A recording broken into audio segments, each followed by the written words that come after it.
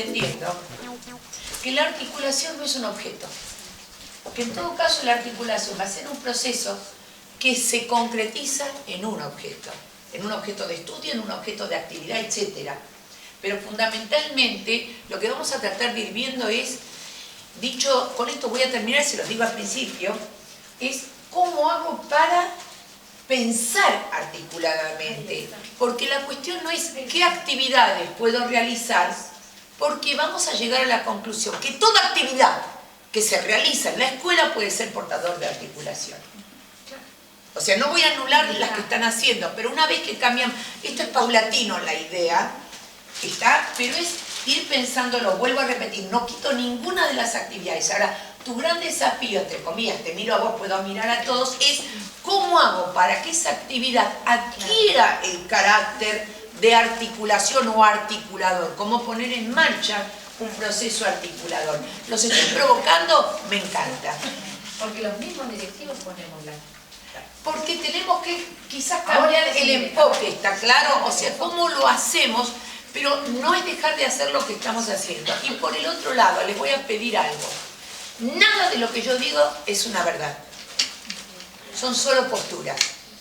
Y lo mejor de una postura es si provoca en el otro la discusión, y me quedo con lo mío, pero lo discutí. Y una de las cosas que me interesaba dejar en claro es, nosotros hoy en día, cuando nos planteamos la articulación, no es solamente un hecho que tiene que ver con el presente, sino que la pregunta es articular en qué medida la articulación que planteamos ayuda a pensar en esto que podríamos llamar, educación para el futuro. ¿Qué valores y qué competencias serán necesarias? Miren, también es una pregunta interesante, porque al día de hoy, si uno salga un momentito del mundo de la educación, en cualquier lugar donde uno vaya a trabajar, en una empresa, hoy en día no les importa tanto cuánto contenido saben, sino si pueden continuar aprendiendo, si tienen capacidad para trabajar en equipo. O sea que hay, ¿está claro? Más todavía, ¿quiénes son directivos de institución acá? Bien, si pudiesen elegir a los docentes, ¿está bien? Si pudiesen, en algunos casos, uno preguntaría, ¿cuál es la principal, no lo digo en este momento, cualidad que pedirían? ¿Que sepa todo o que esté dispuesto a seguir aprendiendo? ¿Nos entendemos? ¿Está claro? O sea, ¿qué quiero decir con ello? No es algo tan ajeno. Ahora bien, cuando yo estaba como docente en algunos lugares, esto de aprender a trabajar en equipo, aprender a ser responsable, etcétera, etcétera, era construcción de ciudadanía, era algo que empezaba en la secundaria. Hoy en día sabemos que educar para la responsabilidad, para la autonomía responsable, no empieza en la secundaria, empieza desde el jardín. O sea que esto que hablamos de educación para el futuro, o la escuela que queremos para el futuro, no es algo que pensemos a partir de determinado nivel. Primer tema es hoy en día algo que atraviesa absolutamente todas las instituciones. Va a haber que revisar bastante nuestras propias concepciones para ver si realmente, o sea, lo que hoy en día se llama, se llama la función propedéutica, ya sé que suena, no, pero se llama así. Función propedéutica es la función de la vida, toda etapa de la vida prepara para la próxima. Pero la función de la articulación no tiene que ver con el hecho, y lo digo de antemano, de que el chico no se dé cuenta que pasa a otro nivel. Vamos a dejar una ley clara. Es imprescindible que se den cuenta que pasan de un nivel a otro. O sea que la razón de la articulación jamás es que no se den cuenta. Necesitan darse cuenta de que dejaron un nivel y pasan al otro. Después tenemos que ver cómo hacemos para que esto se haga, que pueda no ser traumático, pero no significa que no se den cuenta. O sea, toda actividad que se hace, por ejemplo, mitos que existían, viste, en jardín, en el mes de octubre empezaban, antes era Pichi, Wichi, Muchi, y ahora pasan a ser Fernández, Hernández, etcétera, porque en la primaria te tratan por el apellido. No sé si se entiende, o sea, hay un montón de cosas que se van haciendo ya. Una vez pregunté a docentes de escuela primaria, ¿alguno que va a la escuela primaria? Sí. Bien. ¿Por qué en sexto y séptimo tenían docentes por áreas? Entonces me contestaron con toda tranquilidad para que se vayan acostumbrando a los docentes de la secundaria. No. Las razones por las cuales había dos docentes, viste, de distintas, además de los de música, plástica, etcétera, etcétera, tenía que ver con una lógica propia del nivel. porque además tenía docentes que se especializaban más en un área, pero no para preparar a los que se vayan acostumbrando a tener muchos docentes. O sea que vamos a tener que ir cambiando estas concepciones. Siguen estando todavía con una gran fuerza. Yo voy marcándoles algunos que son los que yo creo que hoy todavía debemos replantearnos. ¿Cuánto realmente saben los docentes de lo que pasa en el otro nivel? Vamos a ir viendo de a poco que este es uno de las barreras más importantes. Y la pregunta es ¿por qué? Les explico. Los chicos no articulan. Los que articulan son docentes y directivos. A ver si nos entendemos. Los chicos lo que tienen son trayectorias. O sea, los que tienen que articular son docentes y directivos. Ahí sí, pensar qué hago para facilitar ese proceso. Pero él no articula, no viene ningún chico a decirte, ¿estoy articulando? O sea, lo que él está haciendo son actividades, acciones planificadas por mí. Entonces, desde ese punto de vista, es importantísimo que uno tenga en claro esto que uno dice los docentes. Y ahora voy a ser más mala todavía. Los de primaria son los pobrecitos porque son el jamón de sangre. Bien, pero no importa, pregunta igual. ¿Cuántos de los directivos, vamos por turno, de nivel inicial han visto alguna vez los lineamientos curriculares de primaria? Gracias. ¿Cuántos de los de primaria han mirado alguna vez los lineamientos curriculares de jardín? ¿O me entendés mi pregunta? ¿Cuántos de los de media? Bien, entonces les pido una cosa. Lo tienen que pensar junto conmigo. ¿Se aceptan la diferencia entre los niveles como necesaria y positiva? Este es el otro punto. Los de inicial diciendo nadie te va a querer como yo. ¿Viste? Por ejemplo, se te acabó la etapa feliz. Claro, o los de primaria diciendo la de secundaria, ahora vas a empezar en serio para prepararte para el mundo del trabajo. O sea que fundamentalmente, bueno, nunca lo escucharon, ellos no tienen idea. La cuestión es esta, vamos a ir viendo que a menos que directivos y docentes vean las diferencias entre los niveles como algo necesario y además positivo, está bien que sea distinto, no es que en la primaria no se juega, sino que se juega de otro modo. No es que no se dicta cátedra, se dicta cátedra en todos los niveles. En el momento en que un docente conceptualiza o cierra un tema, podéis llamarlo dictar cátedra, aunque suene muy rígido. O sea que empezar a darnos cuenta de que las diferencias entre los niveles, o sea, si algo anda mal en algún nivel, es problema de ese nivel, no por comparación. Y por, entre comillas, y la otra de las cosas es, ¿se deben exportar las estrategias metodológicas de o las actividades que se hacen de un nivel a otro? Sí. Y la palabra exportar está puesta entre comillas. Esto significa, ¿vos alguna vez le contás cuentos a los chicos? En realidad no, pero bien, no importa, te estoy usando de punto. ¿Está bien hasta acá? Yo te cuento que hay unos cuentos maravillosos que sirven para matemáticas. ¿Está bien? Y vos podés llegar a decir, los chicos en jardín disfrutan muchísimo de contar cuentos. Yo voy a contar cuentos, pero no para que los chicos no olviden el jardín, sino porque me sirve para los objetivos y contenidos. ¿Se entiende esto? O sea, la idea es, si no quieren llamarlo a exportar, yo digo afanar, pero no quiero elegante. Si en un nivel se usan actividades y estrategias del otro nivel, no tiene que ser para que el chico no se dé cuenta, sino porque me sirve. ¿Está claro? Trabajar por proyectos, trabajar por sectores, de jardín a primaria, de primaria a jardín, dividir en algún momento una secuencia, tomar un área, disciplinar sola, porque me sirve. No necesariamente, la pregunta es, ¿se secuencian las actividades? No, se secuencian los contenidos. Y la pregunta es, ¿por qué se secuencian los contenidos? Por necesidad de la propia lógica disciplinar. Entonces, no en qué va primero y qué va después, tiene una secuencia.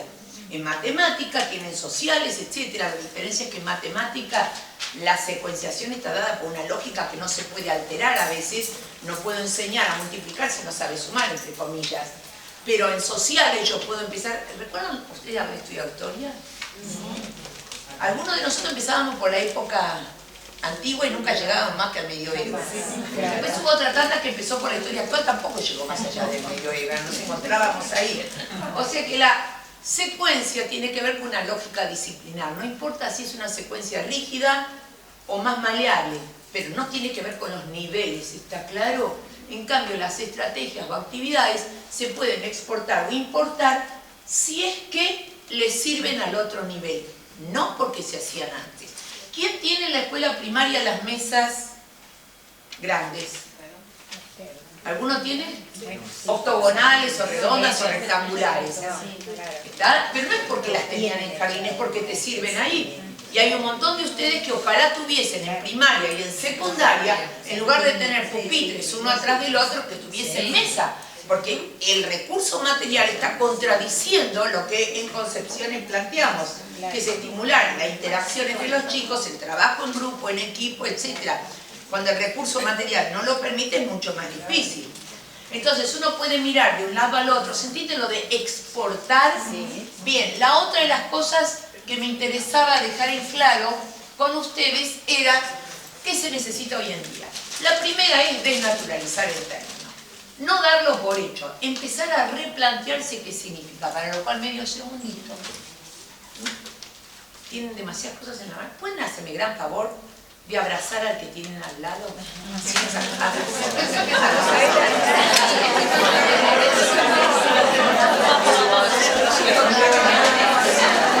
¿te abrazaron?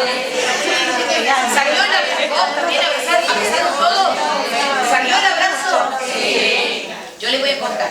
Para abrazarse, usaron los brazos. Ustedes conocen bien los brazos. A ver, vamos a ver cómo conocen. ¿Este cómo se llama? No, ¿qué? ¿Qué es eso? Número. ¿Estos dos? ¿Estos? Pues sí. Palangina y palangina. Porque además suena. Ahora les voy a pedir un favor. Me hacen un gran favor. Hagan de cuenta que tienen solamente un húmero que empieza acá y termina acá. ¿Está claro? Sí. Bueno, ahora traten de abrazar al de al lado con ese mismo. Obviamente no sale. Meta. Me siguen hasta acá, ¿no? Meta. Para lograr el abrazo se necesita partes distintas que sigan siendo distintas. Si no, la meta compartida no se alcanza. El abrazo no se alcanza si se pierde la identidad de cada una de las partes. Disculpen por el ejemplo, pero a veces los más elementales son los que permiten entender más que a veces que mucha teoría. ¿Está claro? La meta educativa necesita que todas las partes del sistema se vean diferentes. No es ahí donde se ve la articulación, sino que lo vamos a ver en concepciones. Pero tienen que ser diferentes y se tiene que reconocer en qué consiste la diferencia. Entonces, por un lado encontramos entenderla, que ya lo había planteado, como un objeto, y la articulación sería un proceso. ¿Sobre qué? El trabajo conjunto, acciones concretas, es pensar. Y ahí es donde cada uno tiene que llevar a la escuela a empezar con esto. Por eso dije, empecé con reflexión asistida. ¿Qué quiero? Que reflexionemos sobre lo que se está haciendo en la escuela bajo el nombre de articulación. No dejen de hacerlas, pero repensarlas, por eso digo reflexión asistida. A ver, ¿en qué medida esas acciones están respondiendo o no a la idea de articulación que tenemos? Y desde ese punto de vista pensar, ¿qué acciones se podrían hacer que no se hacen? ¿Cuáles son las que se están haciendo y deberían mantenerse? O sea, empezar a mirar un poquitito qué es lo que se hace. Esas serían algunas de las necesidades actuales. ¿Por qué hay tanta gente acá? ¿Por qué preocupa la articulación? Si ya lo entendimos todo, sí, es algo natural. No es natural. Y la articulación presenta una gran dificultad cuando nos preocupa. Primero, cuando se deposita en algunas personas. Hacete cargo. Y especialmente cuando uno le dice al otro, che, no, me toca de vuelta a primer grado, yo no quiero porque tengo que articular, ¿viste? Yo con esa no me llevo. Entonces cuando se deposita en algunas personas, es bastante problemático, ¿está claro? Entonces nadie quiere estar en el primer año de la secundaria porque toca articular encima con esa cretina que yo la conozco del barrio porque ya se levantó al marido de mi esposo, que se una cosa por el estilo, y sí, porque hay una depositación y no se ve desde lo institucional, ¿está claro? Por el otro lado, cuando hay ese funcionamiento atomizado, que cuando yo veo acá y me dicen estamos de la misma institución inicial, primaria, secundaria, digo, bueno, ya estamos dando un paso enorme cuando antes en las instituciones estaba que tiene que ver un nivel con el otro. Y por el otro lado, esta política de feudos, donde hablamos de una relación de poder por sobre lo que es la lógica de una institución. Aunque les parezca mentira, la articulación a veces tiene que ver con la distribución de espacios. ¿Está claro? Distribución de espacios que puede, o de elementos, o de recursos, que pueden llegar a producir grandes conflictos. ¿A quién le toca el patio más grande? Claro. ¿Está bien? O sea, no dije quién la tiene más grande, dije a quién le toca el patio más grande. Que de alguna manera también es una manera de ir pensando. Si la articulación no es solamente contenido desde el área disciplinar, sino también el uso de los recursos. Y donde uno dice, no, esto es mío, no es mío, etcétera, etcétera. Espera un momento, veamos, la idea es dejar de actuar por una lógica de feudos para empezar a trabajar con la lógica de la razón, que es lo que los chicos necesitan. Hablar de articulación es pensar muy a menudo en nuevas maneras de organización institucional. Esto es difícil, porque la manera en la cual está organizada una institución está muy marcada. Yo siempre digo, no hay ningún supervisor de Bien. Entonces, fíjense una cosa. ¿Hay uno? Bueno, no, nada, no dije nada. Bueno, pero fundamentalmente, fíjense ustedes, cuando yo hablo con directivos, les pido siempre que, cuando vean las reglamentaciones, los lineamientos curriculares, puedan diferenciar entre imperativos y prescripciones. Imperativo es algo que sí o sí. O sea, los chicos no salen de la escuela sin autorización firmada. ¿Estamos de acuerdo? Ahí no hay lola, no hay discusión, es un imperativo. Pero lo más interesante es que en todas las reglamentaciones también hay partes que son prescripciones, que con fundamento se puede llegar a cambiar. Los famosos EMI que tienen que hacer en tal fecha sobre tal tema, EMI, jornadas institucionales, se llaman. Bueno, teóricamente uno dice, me toca tal día. Tienen que entender, a veces es el supervisor el que no lo entiende así, pero mirando desde arriba son prescripciones, no son imperativos. Así que vos podés llegar a hacer otro día la jornada institucional con otro tema que a vos te preocupa, pero tenés que fundamentarlo. Entonces, desde ese punto de vista se entiende que pensar otras maneras de organización supone, en algunos casos, los deseos de ser articulados y las coordinaciones que hay entre dichas articulaciones. La idea es la siguiente. Hay dos términos, tres en realidad. Dos que tomo primero, la diferencia o la semejanza entre continuidad y contigüidad. Sí, primera cosa que hay que tener en cuenta. ¿Alguno de ustedes maneja auto? Sí. ¿Y va por el peaje? Sí. ¿Y miran cuál de las tiene más gente o menos gente, o miran a quién tiene, a quién conocen, a quién no conoce, al vecino, qué tal calidad tiene? No. Y si se mueren antes, mejor todavía. ¿Está bien? El que no tiene auto también, ¿viste? Cuando vas al súper y que vas con el carrito lleno, no mirás la calidad de las personas. Me voy a poner acá atrás porque acá son todos profesionales. Hay 20, la otra hay 2. O sea, lo que quiero decir, se denominan relaciones de contigüidad, aquellas en las cuales no hay relación entre uno y otro. En una cola de banco, en el peaje, etc. Es una relación de contigüidad. Y se denomina de continuidad cuando hay una relación que se da entre uno y otro. Entre un nivel y el otro hay, por supuesto, en cuanto a concepciones, continuidad. Pero el proceso de los chicos tiene que ver con la continuidad y la discontinuidad. O sea, hay cosas que requieren de una continuidad y hay cosas que requieren de una discontinuidad. O sea, un corte y quebrada. ¿Se entiende esto? Pero no es contigüidad. En una institución educativa hay una relación de interinfluencia entre todos los miembros de la institución. Entre todos los miembros, no digo solamente entre docentes y directivos.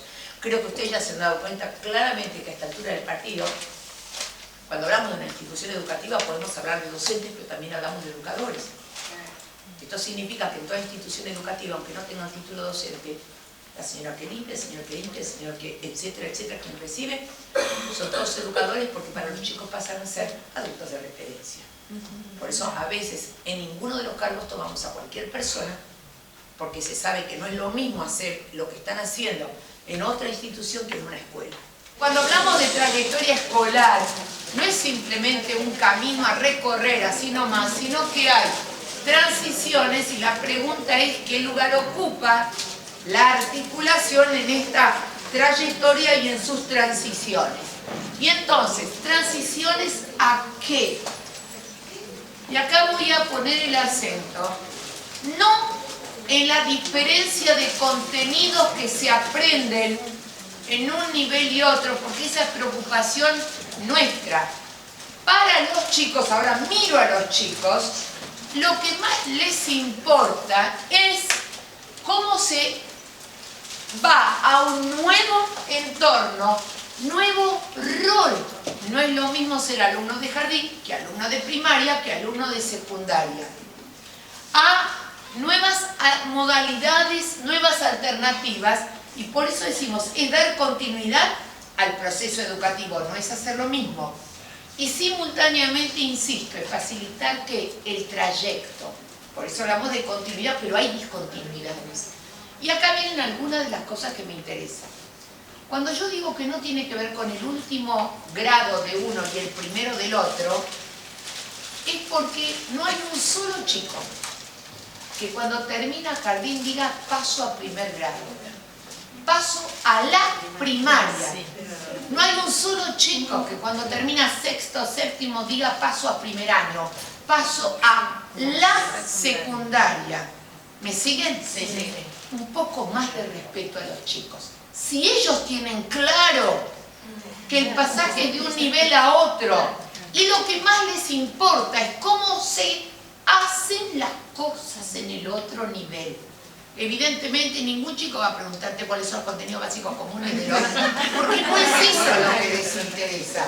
Ahora poniendo la mirada en los chicos, porque al fin y al cabo lo que hacemos es en función de ellos. Entonces lo primero que tienen que entender es por dónde les pasan las necesidades a los chicos. Es facilitarlo. Es, además, uno se va ubicando en distintos contextos que también hay que ir atravesando. Pero hay una cosa que yo siempre planteo y que me importa que entiendan, es que desde el punto de vista de los chicos, estas trayectorias con las transiciones y la articulación tienen algo que para todo chico es esencial, que son lo que podríamos llamar referentes empíricos o señales externas que ya no son solo para mí, sino que muestran a los de afuera dónde estoy. Fíjense ustedes que algunos recordarán de su escuela primaria, supóngase, que lo que más quería para entrar en la secundaria era pasar a llevar la carpeta con el elástico largo. No sé si, no importa si era más cómoda o menos cómoda, pero no era un problema mío, todo el mundo tenía que saber, ¿está claro? Les puedo seguir diciendo montones de cosas. La pista de egresados. Hoy en día existe un grave problema, que es el apano. El nivel anterior va apanando, hurtando, expropiando aquellos referentes externos que marcaban a los chicos su pasaje de nivel. Si había viaje de egresados, ahora los de sala de 2 hacen viajes de egresaditos al kiosco de la esquina. No sé si se entiende lo que quiero decir. En otro momento era pasar a la primaria, era el cuaderno. Ahora ya, donde sea, o sea, lo pueden empezar a pensar. Los escudos, que eran típicos, además, bueno, en la escuela secundaria uno peleaba en el grupo a ver si el escudo tenía algo que hacía enojar al rector, o etcétera, etcétera, o qué hacían, o la remera, etcétera. Ustedes tienen que entender que nosotros no podemos hablar solamente de conceptos, si no entendemos que los chicos toman en cuenta esos referentes empíricos externos. Para eso que ven ahí es una foto. Y esa foto es de mi mamá. Que no es por emoción ni nada por el estilo, sino por lo que me interesa contarles es, esa foto, ¿no la ven para nada? Es mi mamá que está en el primer día de ingreso a primer grado. Y lo que tiene en la mano, alemana, es un cucurucho. En Alemania, y se sigue haciendo, y algunas escuelas alemanas lo siguen haciendo en todas partes, el chico que entraba en la primaria se le daba un cucurucho lleno de caramelos. Lo que menos importaba eran los caramelos, era ir por la calle con ese cucurucho para demostrarle al mundo que uno entraba en la primaria. Ustedes dirán, después que les hablé de toda la teoría, termino hablando de algo tan idiota como un cucurucho. Sí, de algo tan idiota como un cucurucho. Porque si ustedes recuerdan, ustedes de su vida personal, recuerdan cómo esperaban pasar al otro nivel, no por los contenidos que le iban a enseñar, sino por un montón de elementos que tenían que ver, voy a poder ir solo a mi casa, no me van a tener que buscar, esto, lo otro, o sea, estaban mirando aquellas conductas, aquellas acciones concretas que eran las que marcaban para los chicos el pasaje de un nivel al otro. Cuando un nivel termina copiando desde el chico estos referentes externos, no le ayudamos. Entonces, segunda condición, no vuelvan para atrás porque el tiempo no vuelve para atrás. Empiecen a inventar. En cambio, hay muchas instituciones que lo tienen. Empiecen a inventar aquellas cosas que en su institución para el chico marque el pasaje que todos pueden ver de un nivel al otro. Está claro este pasaje de niveles. Entender que es una tarea colectiva, nadie puede hacerlo solo. Están involucrados todos, estén en primero, segundo, tercer año, grado o sala. Compromete a todos. Cada institución tiene que hallar su propia manera de abordar la articulación. O sea, qué acciones se hacen, cómo se arma el proyecto. Y por eso mismo uno plantea que hay cuestiones donde hay actividades que forman parte de la cultura institucional. Síganlas haciendo. ¿Recuerdan cómo empecé? Dije, repensar las actividades para ver en qué medida esas actividades no son solo actividades compartidas, sino que pueden ser actividades portadoras de articulación. ¿Qué quiero que el chico sepa? La diferencia entre inicial, primaria y secundaria. ¿Qué actividades puedo hacer? Hasta la evacuación del edificio en sí misma no es una actividad de articulación, es una actividad. Cuando yo la uso para que los chicos registren que, por ejemplo, los de primario y secundario vienen a buscar a los de jardín y que uno sabe camino y sabe leer el cartel y el otro todavía no, pero que cuando vaya lo va a saber leer, estoy trabajando con estas ideas esenciales. Salgo al campo con los chicos, perfecto. Entonces que puedan ver que en jardín recogen semillas, en primaria las clasifican y en secundaria las plantan. Estoy inventando. Pero lo que más me interesa es, ese chico va a poder trasladarse de un nivel a otro en la medida en que va conociendo semejanzas y diferencias entre un nivel y el otro. Se articula concepción de alumno, concepción de sociedad. A mí me interesa saber que si estoy trabajando en mi proyecto institucional de toda la institución, de todos los niveles, para formar a chicos que tengan una autonomía responsable, esto no es de un nivel.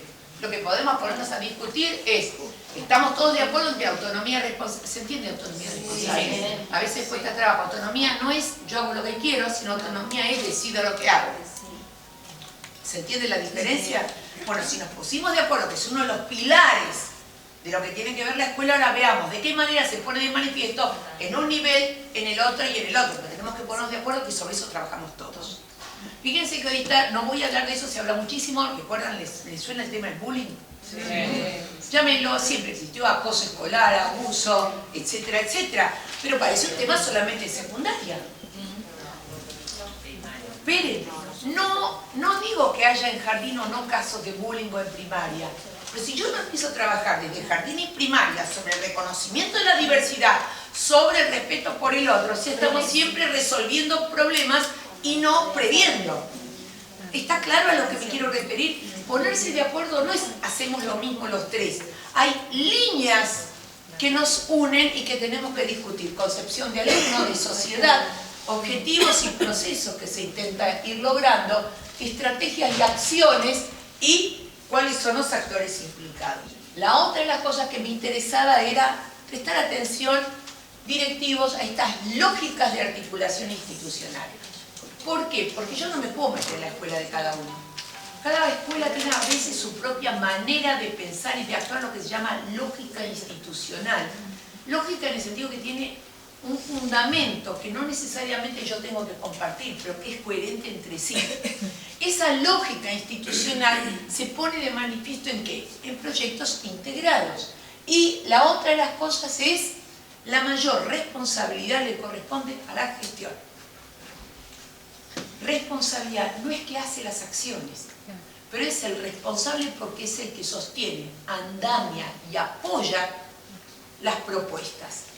Si no, no van a poder llevarlas a cabo. Entonces, desde ese punto de vista, los equipos directivos. Bien, es un poquitito y resumiéndolo, poniendo la mirada en el equipo directivo. ¿Por dónde empezar? No hay ninguna duda. No puede trabajar la articulación en una institución si no empieza la articulación entre los equipos directivos. En algunos casos, el primer modo de empezar es sentarse a tomar un café. Perdónenme, pero en algún lado, por lo menos, mirarse la cara y conocerse.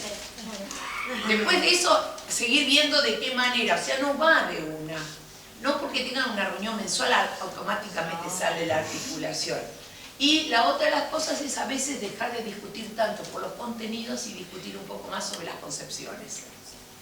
O sea, que entendemos por disciplina, por límites, por relación con la familia, etc. ¿Me comprenden eso que a veces llaman los transversales? Llámenlo como quieran. Pero son discusiones que sí permiten a los equipos directivos. Tratar de que prevalezca ¿qué? La complementariedad y la cooperación. Es estar con el otro y no en vez del otro o contra el otro. Estos son conceptos que uno a veces aborda y dice la diferencia entre complementariedad y suplementariedad. Suplementariedad es en vez de. Complementariedad con el otro. ¿Alguien tiene hijos que tratan de ayudarte con la computadora a veces? Le saben enseñarme y te dice correte, se llama suplementariedad. Lo que uno busca es enseñarme. O sea, vos sabés eso, pero yo sé otras cosas. O sea, la cuestión es esta, lo llamamos complementariedad porque se refiere al encuentro entre experteces. O sea, uno es experto en una cosa, el otro es experto en la otra.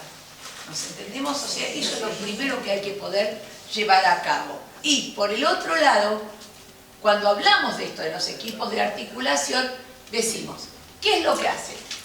Promover y coordinar las acciones de articulación. ¿Se entiende? Acciones de articulación, o sea, acciones que portan la idea de articulación. Dinamizar el trabajo colectivo. ¿Qué quiere decir? Dejen de creer los directivos que deben eliminar las posturas enfrentadas, porque la única manera de trabajar una meta común es dando espacio para las actitudes enfrentadas, porque si no hay disenso, no hay discusión, no hay construcción. O sea, la otra es eliminar al otro. Pero hay veces hay que estimular, porque cuando uno dice, bueno, si quieren discutir, que discutan. No, hay veces que tenemos que hacer que aparezca la discusión. ¿Y vos cómo lo harías? ¿Están ustedes de acuerdo? ¿De qué manera? Etcétera, etcétera. O sea, la divergencia ayuda al pensamiento. Coordinar las acciones docentes para darle sentido sin perder de vista las metas institucionales, que las podemos discutir.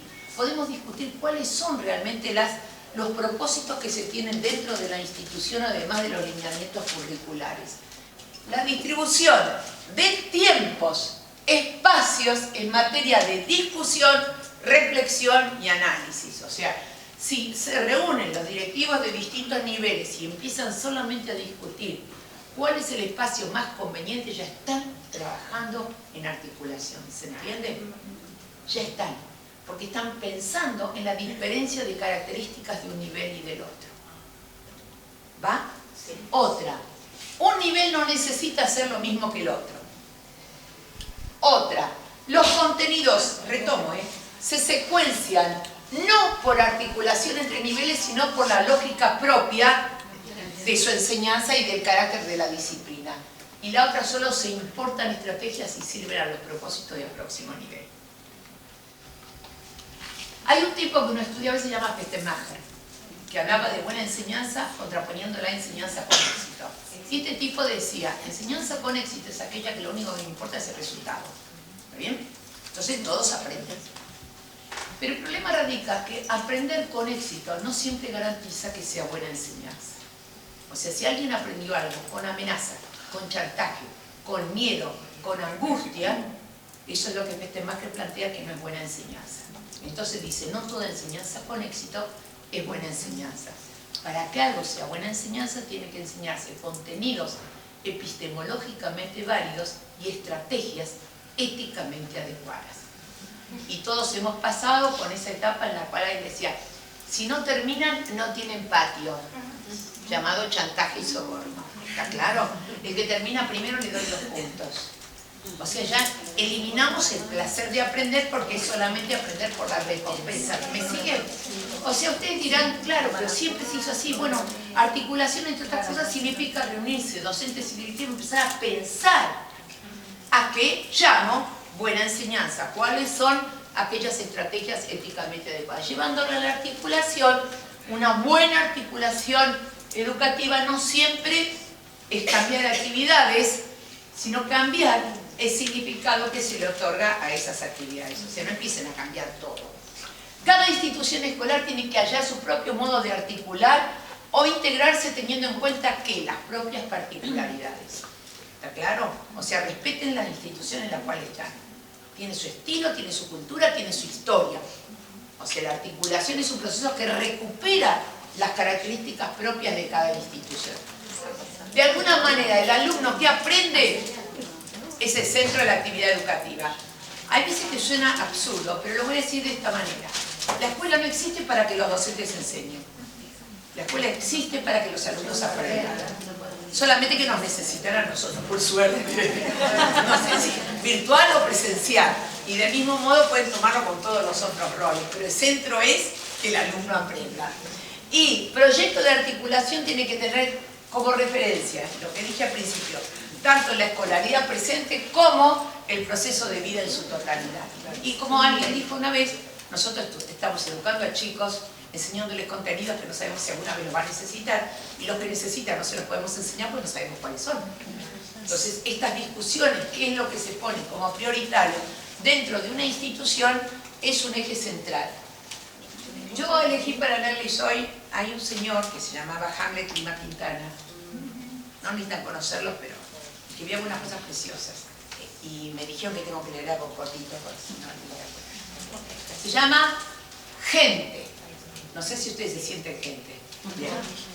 Hay gente que con solo decir una palabra enciende la ilusión y los rosales, que con solo sonreír entre los ojos nos invita a viajar por otras zonas, nos hace recorrer toda la magia.